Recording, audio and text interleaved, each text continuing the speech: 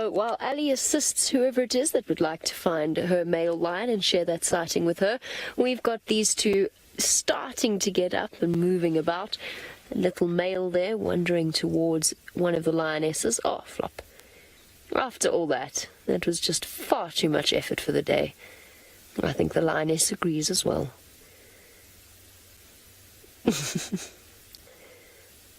How innately cat-like is that?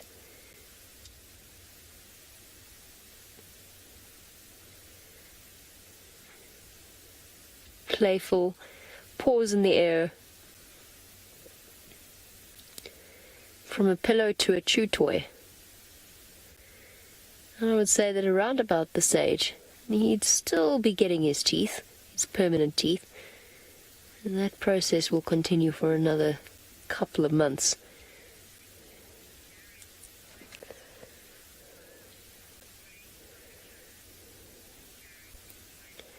And a warm welcome to Jared's buddy while we watch this one cub entertain himself for now with a branch. You want to know how far the cubs will stray from each other.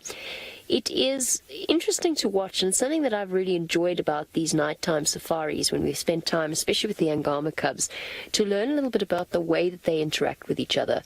It very much depends upon, one's come to the other end now, it very much depends upon the ages of the cubs and the situation that they're in. So I've often seen older cubs wander off with the adults, and the younger cubs instinctively know to stay behind because, no, it's my stick. Come on, stick's big enough for both of you. The younger ones instinctively know to stay close to their den site in those first few weeks that they're exploring and going out and about. And then as they get older, they'll spend more and more time sort of following behind the adults and learning a little bit about hunting. But I've noticed when the adults leave them, when the adults actually manage to ditch them all in one go, the cubs tend to curl up all together at night. And that's actually really very valuable for the younger cubs to have older cubs present, because the older ones have slightly more experience, they're slightly more alert, and you'll see that when hyenas, in the times that I've seen hyenas approach the lion cubs while the parents are away, it's the older ones that pick up on the hyenas first, and they get up and run, and then the little ones instinctively follow them. So that bond is actually really quite useful. And it pays if you're a younger cub. Admittedly, you'll probably get bullied and pushed around a little bit. Oh, look at those claws coming out. There's a brief stretch there, extending them from their sheath, his sheath. You can just see the one there. So although the little cubs have to really push and fight for their place at a carcass, and they often get knocked over and bowled over, it still pays to have older cousins around you when night falls and the lionesses have to go out hunting.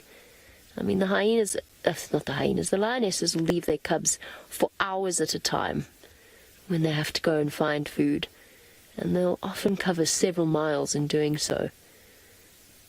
Hey girl, you contemplating a long hard night ahead? I wonder what your plans are. Not hungry?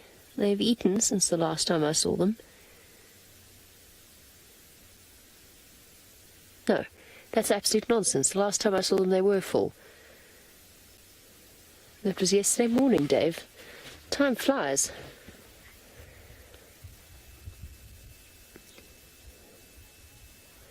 So while our lions content themselves in various poses, some peaceful, some playful, let's go across to Tino, who I think after his fight is giving himself a good clean.